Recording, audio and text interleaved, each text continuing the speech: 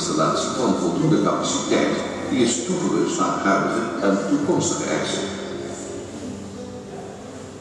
Maar ook om het behoud van het uit cultuurhistorisch oogpunt waardevolle gebouw van Gemaal en het herstel van de ecologische relatie tussen de Waal en het binnenwater het meer. Waardoor de flora en fauna binnen het ingedijkte gebied meer kansen krijgen om zich te ontwikkelen.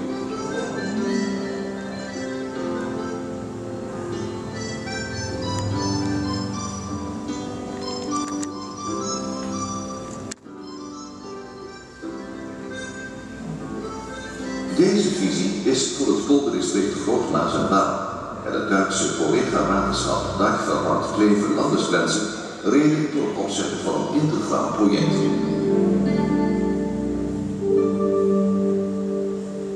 In nauw overleg met het Duitse collega-waterschap wordt een plan ontwikkeld waarbij veiligheid, voldoende bematingscapaciteit en herstel van de ecologische verbinding centraal staan. Bij deze ecologische verbinding wordt nadrukkelijk aansluiting gezocht bij het bestaande natuurontwikkelingsproject Gelderse Poort.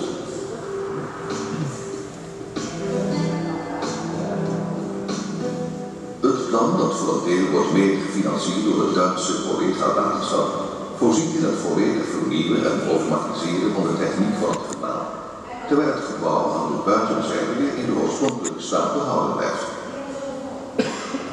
Latere aanpassingen en toevoegingen worden zelfs verwijderd, zodat het ontwerp van de architect Grand-Prix Molière weer geheel tot zijn recht zal komen.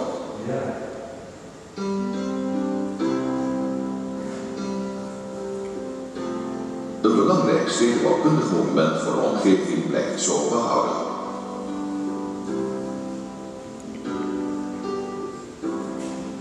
Behalve het interieur van het gemaal worden ook de aanzuigkokers vernieuwd. De meersluis wordt vervangen door een constructie met schuiven. Ten slotte wordt, als bijzondere meerwaarde van het project, op de plaats van de tientallen jaren geleden afgebroken Ooijse sluis weer een nieuwe sluis gebouwd, die als ecologische verbindingszone zal gaan fungeren tussen de Waal en het meer. De verbinding zal grotendeels bestaan uit een open waterloop met visplatten en natuurvriendelijke oevers. In de sluis zijn bovendien 3 aparte openingen aangebracht. 1 opening onder water voor vissen en overig waterleven, een zogenaamde plas-trasopening voor amfibieën en een droge opening voor landdieren zoals martels en bevers.